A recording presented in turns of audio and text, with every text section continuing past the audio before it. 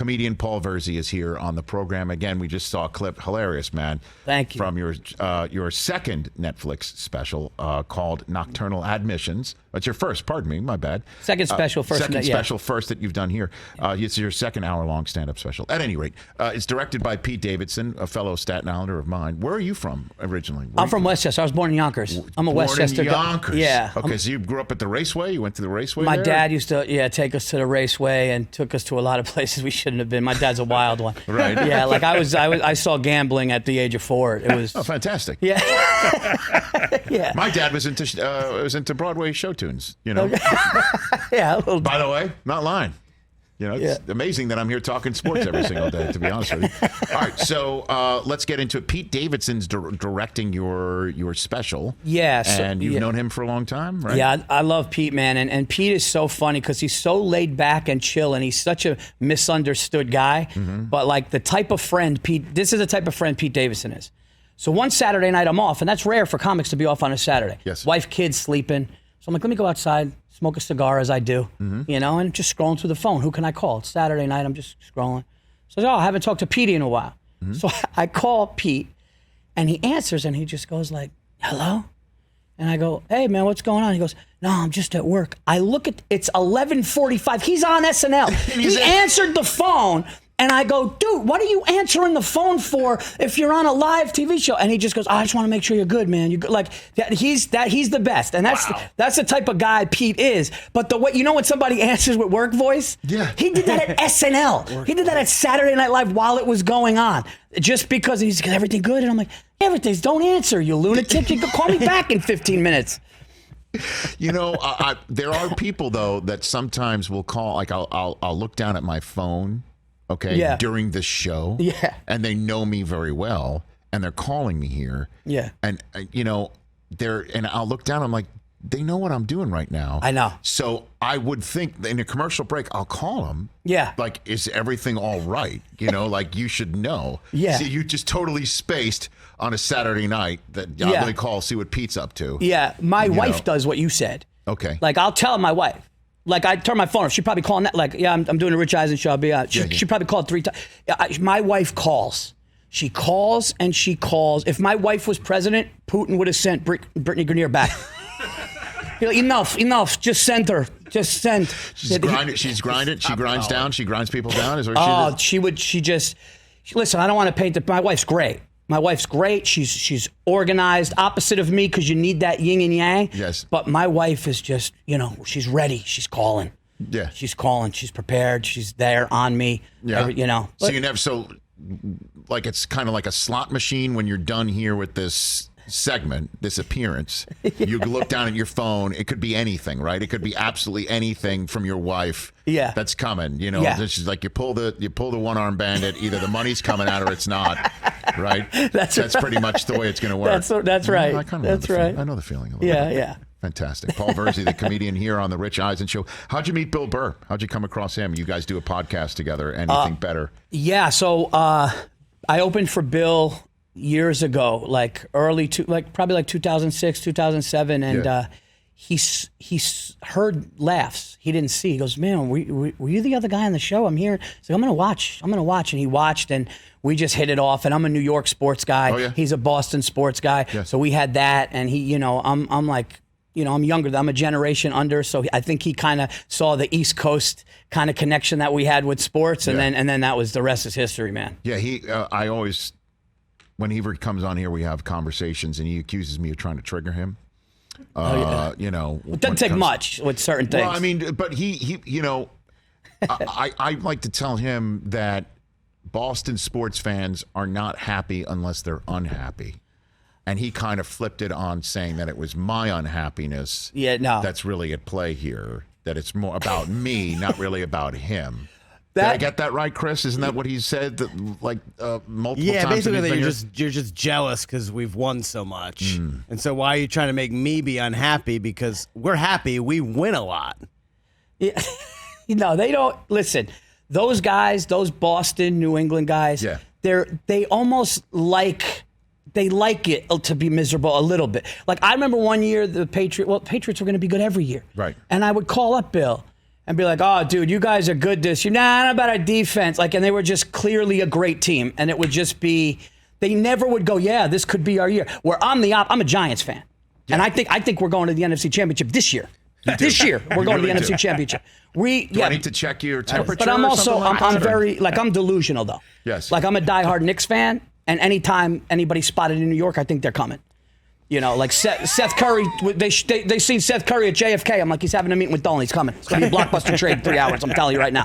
And I'll actually, you know, I was convinced LeBron was coming. I was convinced KD, all them were coming. I'm one of those. Well, Durant did come. He just went to Brooklyn. Yeah, but I mean, that's not, you know, that's not New York.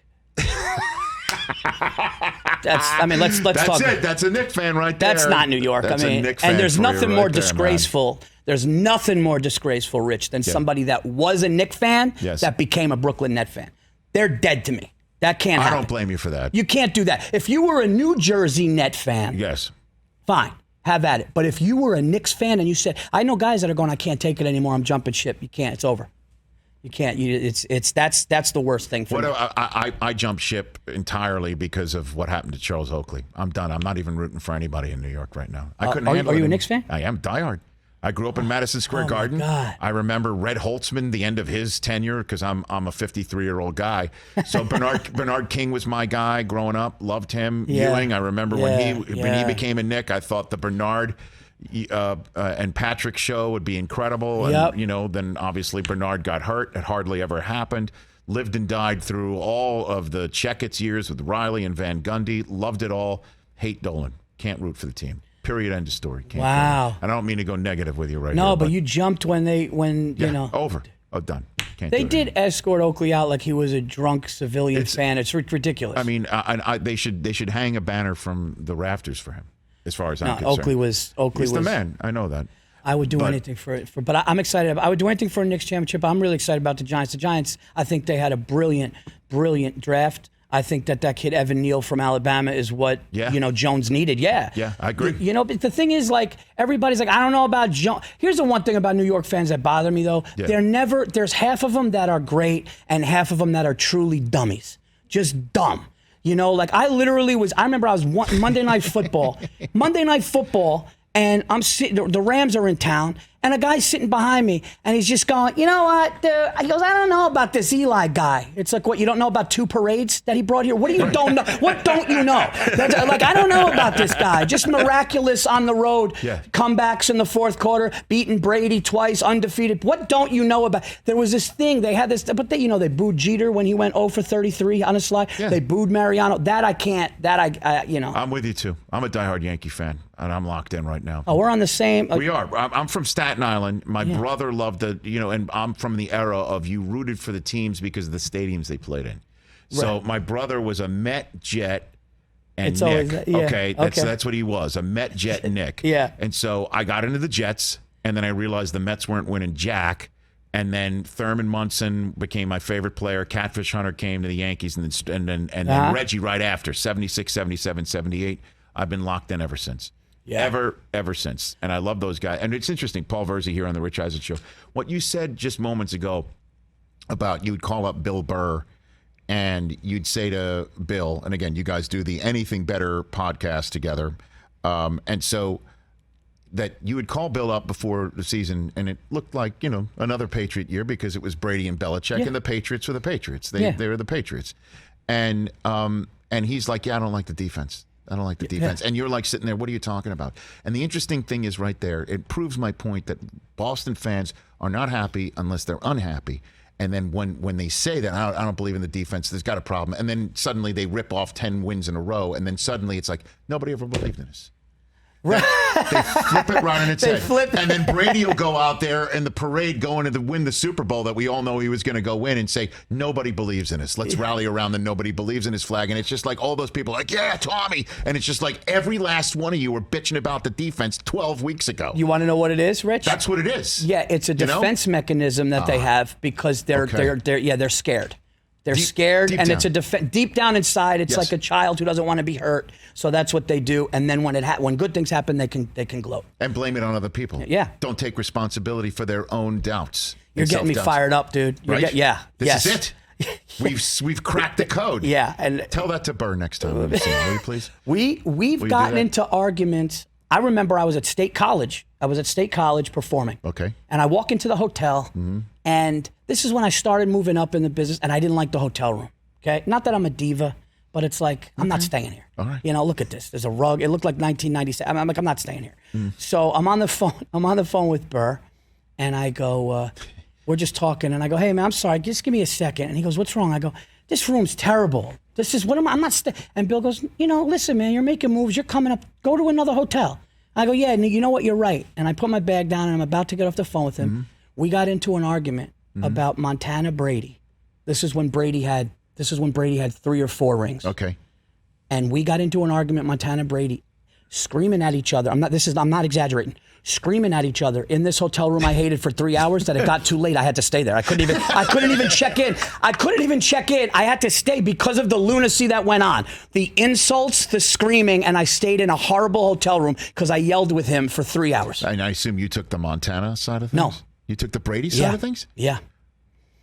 I did. I said Brady is the greatest. I said Brady is the greatest quarterback Facts are facts, of all guys. time. And It's just what it is. So you took the Brady side of things, and you took and he the said you Montana. can't say that yet. He was being a contrarian. He said you can't say that yet. Montana went to 4, won 4. I'm going, but look what this kid's doing. Look what this kid has, and everything. And it turned into a screaming Did thing. you now bring it up to Bill that you were right all along? When he got to like 6 or 7, I was like, are we going to do this anymore? When is this done? I got to change rooms, are we man. Listen, I got to change rooms. Yeah. We got to get this thing settled, man. Yeah, that's exactly I've been right. stuck in State College for 5 years. I finally went across the street to the better hotel. Thanks to Tom Brady. Yeah, it's so true. Oh, my gosh. All right, so you're going, speaking of Pennsylvania, you're going to spend some time there in September, Pottstown, PA, and then you're going to London first week of October. Well, you know why? Is it the game the Giants are going? I called my agent, and I said, buddy, my New York football Giants are playing. I said, I'm taking Stacy and the kids. Let's get a date. And he said, all right, well, I'll put you. You're going to perform it in Soho and on Friday, and then you're going to go to the game on Sunday. Get out of here. Yeah, that's what I'm doing. You. I mean, I have to. So my G-men are in London. I've never been to London. My family has never been to London, so that's what we're going to do. We got to do that, you know? I got to tell you, it's an incredible experience. So let me see here. You're taking, the Packers, dude. Packers, yeah. What a game, too. Yeah. And I don't think the Packers have ever played in London either. That's their first trip to London. Yeah, I believe it is. Now, do you agree with my Giants assessment, or you don't think the Giants? The NFC Championship. Well, I think. Well, no, I'm going to say regular season games. I got them 9 or 10. What do you have? 8. Let's do it. Giant schedule. Throw it up. Here we go. Oh, let's do it. Come on, boys. Let's go. This is what we're going to do There here. you go, Paul. Look at the monitor. I love it. Look at the monitor. Hold Here we go. on. Hold on. This is what we do here on the Rich Eisen Show. It's called the win-loss game. I love it. Okay. We give you NFL Films music. Speaking of New Jersey, this is from straight from Mount Laurel, New Jersey, that music. Yes. I'm going to ask you to walk us through the schedule, and we're going to figure it out. Okay. Win-loss. All right, with the comedian Paul Virzi, and you can check out Nocturnal Admissions right now on Netflix. His comedy special premiered late in June. The Giants premiere first Sunday of the season at the Tennessee Titans. Win or loss, Paul Virzi, win or loss? The Giants going to win that game by 3. Look at that. You can even give me a score. Home for the Carolina Panthers, week 2. Disappointing loss. Wow. Okay. And by the way, I love the adjectives. Disappointing loss. All right. Home for the Cowboys, Monday Night Football, week 3. Loss. Home for the Chicago Bears, week 4. Win. All right. So they go 1-2 on the stretch of 3 straight home games. That would not be good. And now they're in Green Bay, taking on the Packers. No, they're in London. Pardon me. Yeah, taking on Green Bay. Right. That's a win. Taking in London, of course, because you're going there. Home for the Ravens. That's a win. Win. At the Jacksonville Jaguars. That's a win. At the Seattle Seahawks. It's a loss. Wow. They're 4-4. So you got them 5-3 going into their bye. Yeah, because that's where Jones is going to hit his stride. Coming out of the bye, home against the Texans. Win. Home against the Lions. An oddly loss. An oddly loss. At the Cowboys on Thanksgiving. Win. Home for the Washington Commanders. Loss. Home for the Eagles. Loss. At the Washington Commanders. Win. At the Vikings on Christmas Eve, Saturday night. Saturday afternoon. What do you got? Win. Home for the Colts on New Year's Day. Loss. At the Eagles to wrap things up. Loss. Wow, you got them sweeping to the Eagles. Okay, so you got 1, 2, 3, 4, 5, 6, 7, 8, 9 wins. You got them 9-8. Paul Virzi. That's a very, I think, pie in the sky. So how many do you think I'm off by? Gun to your head. You might be off by 2. Look, man, I love Dable. I love him. Yeah. I think he's terrific. I need to see their offensive line before I believe it. That's it. Because they just been stinking on ice on that front, and they can't protect a thing. I know. And Saquon gets hurt, and, but if ever, let's just say staying healthy, I love Tony. I love Tony. Okay. Tony. Exciting kid. If he's right. Yeah. Okay. And Galladay, I mean, right? I mean, there's so many. I don't know. Saquon. Yeah. And Daboll, I really like. I really like him, and the defense comes along. You might surprise some people, but you can't go from as terrible as they've been to suddenly 9-8. One would think you can, but maybe they. Well, but I think that I watched Saquon closely, and Saquon to me looked like he was afraid to make cuts. He looked like he was afraid to do what he did when he first got to the league, and I think now he's removed from that, and I think he's mentally away from that. Mm-hmm. And I like this Thibodeau kid, and I like that Strahan. Yeah. I like that Strahan is oh my God, Michael Strahan came to the comedy club. Yeah. Do I have time to tell you this? Sure, yeah. So I'm on stage in New York City at the stand. Strahan's right next to the stage. He's right next to me, and I'm telling jokes. And I hear him laughing, and I'm like, oh my God. Like, I don't get starstruck by like movies or I get, for me, it's athletes. Yeah. Athletes. So I'm just going, dude, Michael Strahan's laughing at me right now. This is amazing. So we go outside afterwards, and somebody goes, hey man, nobody asked Michael for anything. He wanted to enjoy himself, and he had a friend in there. Just no pictures, nothing. So I'm like, all right, it's fine. So Mike Strahan comes out, and he sees me. He goes, oh man, so funny. So now I'm like, oh, this is the best. And I said, oh, dude, yeah, you mind? I'm a big Giants fan. Take a picture. And I said the dumbest thing to him as we take the picture. My arm is around his back. Yeah. As we take the picture, as a grown man, I don't know what came over me. I go, 07 changed my life. What? I have children. I'm a grown man with children, and it was like, loving wife, and it was right. It was right as the picture was being taken, and I almost whispered it. It was the weirdest, and he was probably like, "All right, dude, that was take care." And if I ever see him again, I'm gonna be like, "No, it didn't change my life. It was it made me feel good." But you can't say that to a guy like that. Now you're creeping me out. And we'll send this to Stray. Stray, we'll see this. We'll straighten this out. Yeah. Don't you worry. Next time you see Strahan, there will not be a restraining order. You will be able to get within 100 yards of Michael Strahan. Don't worry about it, Paul Virzi. You're good. You're good. Everybody check out his new special, Nocturnal Admissions, available now for streaming on Netflix. It's been available since June 23rd. To check out Paul, if you're in Pottstown, PA, Washington, D.C., Philadelphia, PA, or London, England, the UK, go to paulvirzi.com to get your tickets and check out the Virzi Effect podcast and the Anything Better podcast with Bill Burr. Good to see you, sir. Well, thank you so much for having me, man. I had a lot of fun. Thank you. And and I'm so glad that you came on here because I said the only way that the Yankees will ever be able to trade away Joey Gallo is if Paul Virzi arrives, and you did, and they just did. Did they? To the Dodgers? Yes. Dodgers. What'd they get? Doesn't matter. Unclear. Yeah. Doesn't matter. Doesn't matter. Oh, wow. That's all right. Doesn't matter. He wasn't a fit here. Let him come here. There it is. For Beater. Who's the Beater? Oh, he's a prospect. Okay. Yeah. All right. Does Beater do more than just strike out, walk, or hit a home run? Whoever Beater is, we're happy to have him.